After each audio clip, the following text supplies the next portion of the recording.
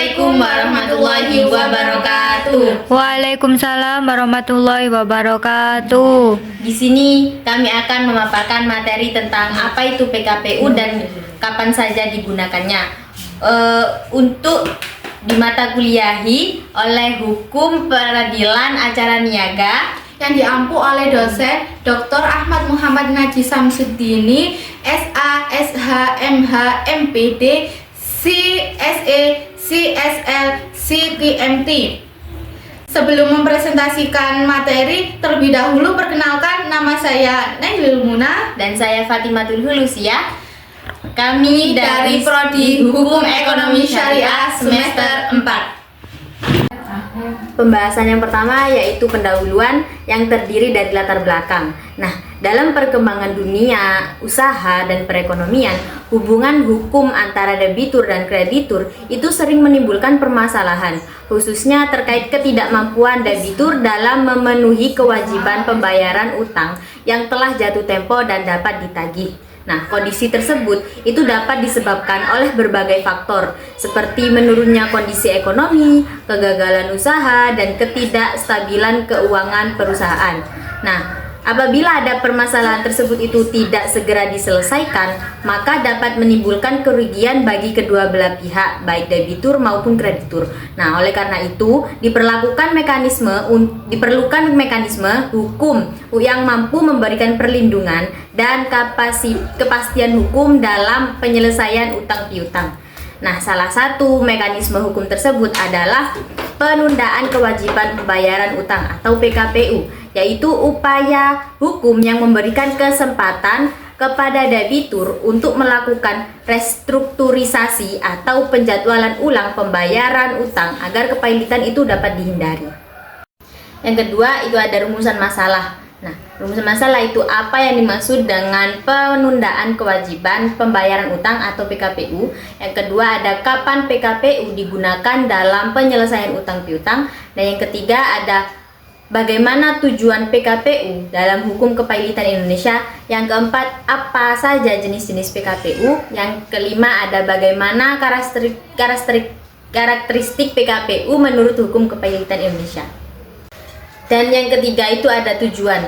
Nah, tujuannya itu untuk memahami pengertian penundaan kewajiban pembayaran utang atau PKPU. Yang kedua untuk mengetahui prosedur dan penggunaan PKPU dalam penyelesaian utang piutang.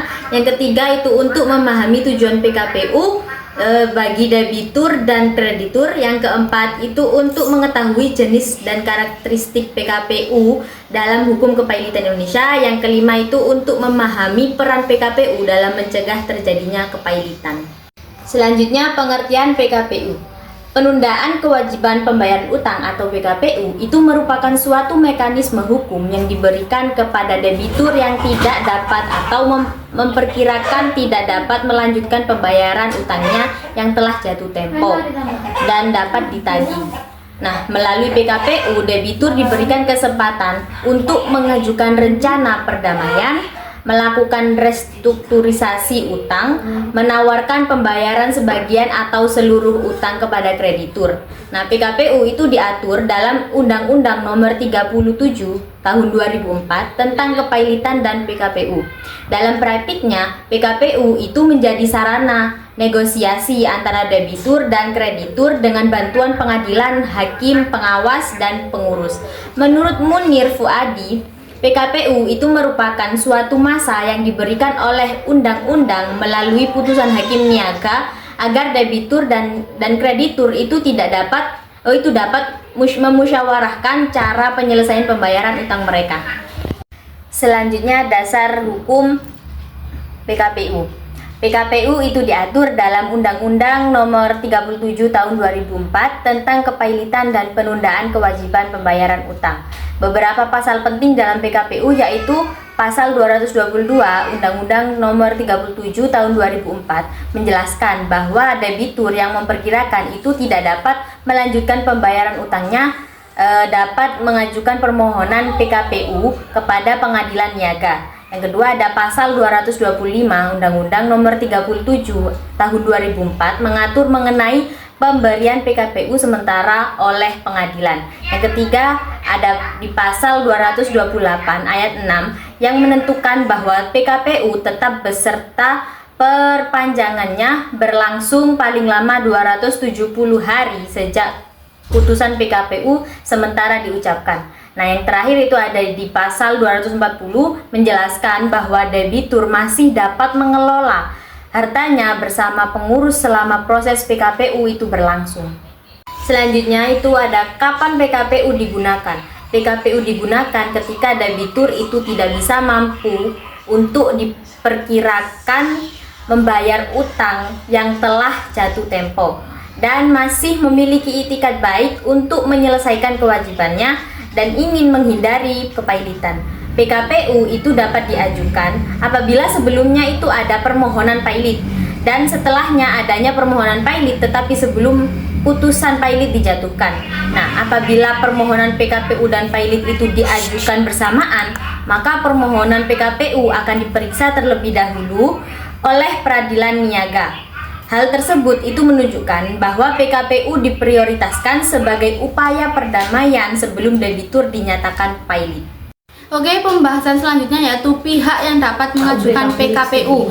PKPU dapat diajukan oleh satu debitur. Debitur mengajukan PKPU karena mengalami kesulitan keuangan namun masih ingin menyelesaikan kewajibannya melalui perdamaian. Yang kedua, kreditur. Kreditur dapat mengajukan PKPU apabila memperkirakan debitur tidak bisa melanjutkan pembayaran utangnya. Permohonan PKPU harus diajukan kepada satu pengadilan niaga yang wilayah hukumnya meliputi tempat kedudukan debitur. Permohonan tersebut wajib satu ditandatangani pemohon dan advokat. Yang kedua disertai daftar utang dan piutangnya. Yang ketiga melampirkan bukti yang cukup. Yang keempat yaitu memuat rencana perdamaian apabila ada. Oke, pembahasan berikutnya yaitu akibat hukum PKPU. Apabila debitur mengajukan PKPU, maka terdapat beberapa akibat hukum, yaitu yang pertama, debitur kehilangan independensinya. Maksudnya debitur tidak dapat bertindak bebas terhadap pengelolaan hartanya. Yang kedua, pengolahan harta didampingi pengurus. Dalam setiap tindakan hukum, debitur harus didampingi oleh pengurus yang ditunjuk pengadilan. Yang ketiga, usaha debitur tetap berjalan. Maksudnya apa? Ini tuh berbeda dengan kepailitan. Dalam PKPU, debitur masih dapat menjalankan usahanya. Yang keempat, yaitu pemeriksaan permohonan pailit ditunda. Apabila PKPU diajukan bersamaan dengan permohonan pailit, maka pemeriksaan pailit harus ditunda sampai proses PKPU selesai. Pembahasan berikutnya yaitu jenis-jenis PKPU.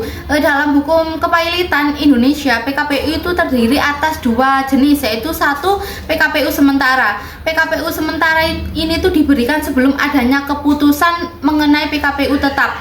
Dasar hukumnya itu terdapat pada pasal 225 Undang-Undang Nomor 37 Tahun 2004. Jangka waktu yaitu satu, debitur maksimal 3 hari sejak permohonan didaftarkan.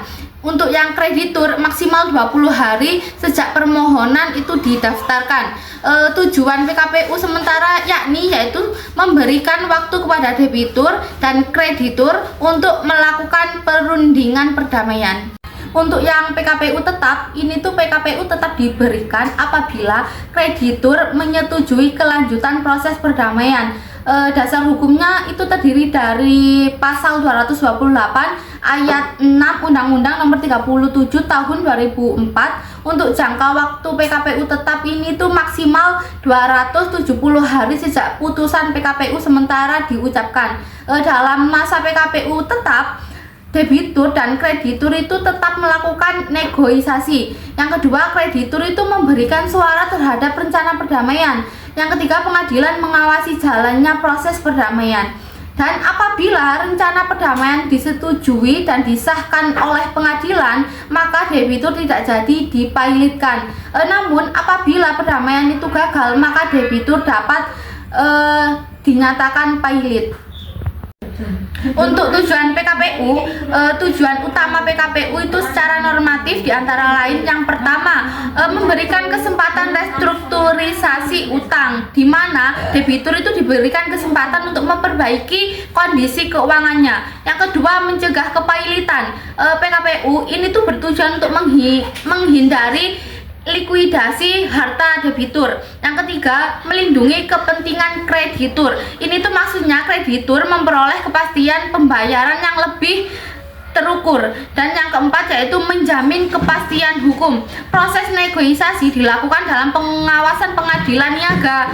Dan menurut Hadi Subhan, PKPU ini tuh merupakan sama kompromi antara kepentingan debitur dan kreditur. Untuk yang karakteristik PKPU itu memiliki beberapa karakteristik yang penting, yaitu satu, bersifat sementara. Maksudnya PKPU ini tuh memiliki batas waktu tertentu sesuai undang-undang. Dan yang kedua, berorientasi pada perdamaian dengan bertujuan untuk mencapai kesepakatan antara debitur dan kreditur. Yang ketiga, menjaga kelangsungan usaha. Debitur tetap dapat menjalankan usahanya selama proses PKPU. Dan yang keempat, melibatkan peran aktif kreditur. Kreditur ini memiliki hak memberikan persetujuan atau penolakan terhadap rencana perdamaian.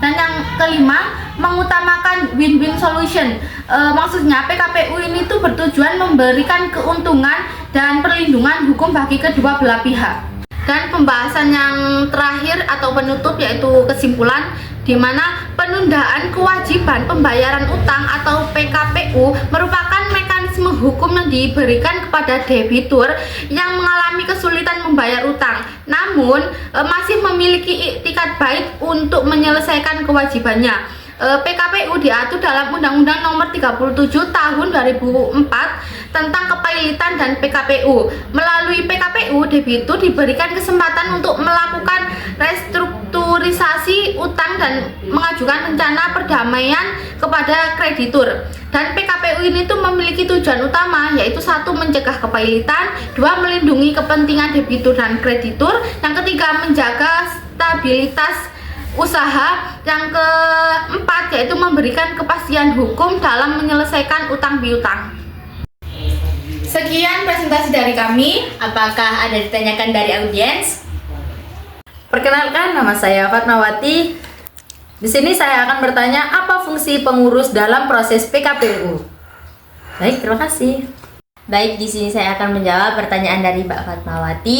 Apa fungsi pengurus dalam proses PKPU? Nah, fungsi pengurus dalam proses PKPU itu untuk membantu, mengawasi, dan mendampingi debitur dalam mengelola hartanya selama proses PKPU itu berlangsung.